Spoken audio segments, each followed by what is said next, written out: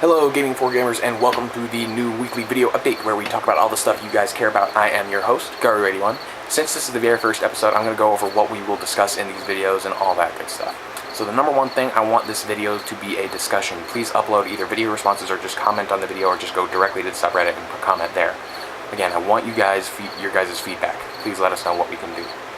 Number two, we are going to update you guys with the weekly gaming news, all the important stuff that happens in the gaming world, new releases, trailers, announcements, all that good stuff. So the primary news outlets I use are IGN, Kotaku, and GameSpot. If you guys have any good news outlets to look into, let me know down in the comments below. And number three, I want to talk about all the big things that happen in the subreddit, so good articles, popular discussions, or the top 2 or 3 things you guys upvoted for the past week. Number four, we will do occasional interviews with you guys, as well as fellow gamers who aren't necessarily Redditors and Redditors who aren't necessarily gamers, and just about anyone we can try to talk to in the gaming world. Every week I will also post a weekly question to get good conversations going, see what you guys think, and then the following week we'll talk about all the good stuff you guys came up with. So at the end of this video, feel free to look at that and just pour your heart out. So that all being said, let's just jump right in. Okay, so this was the week of Gamescom. There was a lot of really cool stuff that happened. There were some really cool games announced, as well as some really cool trailers. But the biggest thing was the announcement of the release date of the PS4. The next generation Sony console is set to release on November 15th later this year. The curious thing about this week, however, is that Microsoft did not reveal the release date of the Xbox One in competition to Sony. The original estimation was the Xbox One would release somewhere around late November. Possibly November 24th was what I was thinking. However, with Sony going for a slot so much earlier than that, I do believe that Microsoft is going to either try and beat it with a late October release, early November release, or if they can't, at least meet it in the same week, possibly even the same day. Once again, let me know what you guys think down in the comments below. So this past week's new releases were Saints Row 4, Splinter Cell Blacklist, and XCOM The Bureau. I personally picked up both Saints Row 4 and Splinter Cell Blacklist.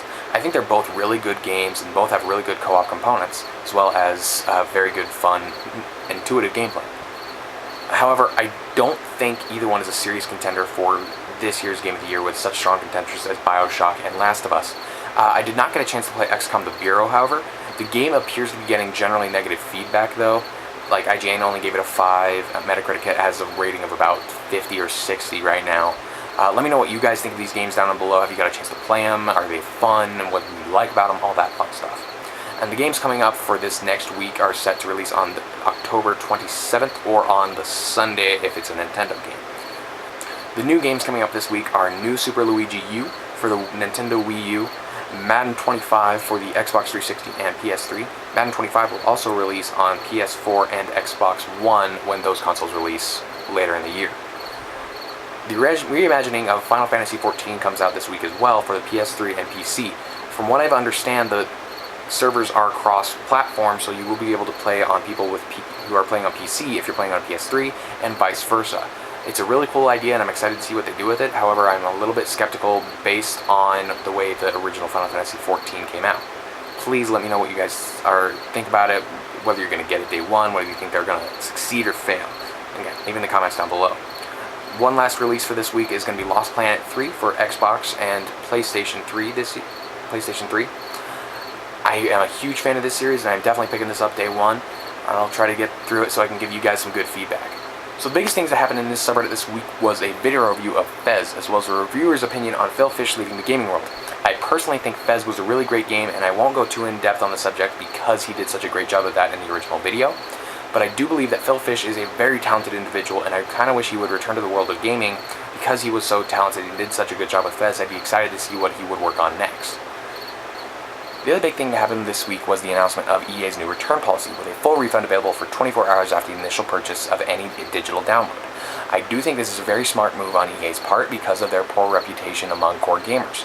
Personally, I do not believe that EA deserves all the negative feedback they receive. They make very good games and they support very powerful developers.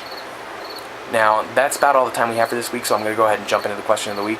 What do you guys prefer to play on? Console, handheld, PC? Give specifics and give us good explanations, whether it be console exclusives or just the power of the console.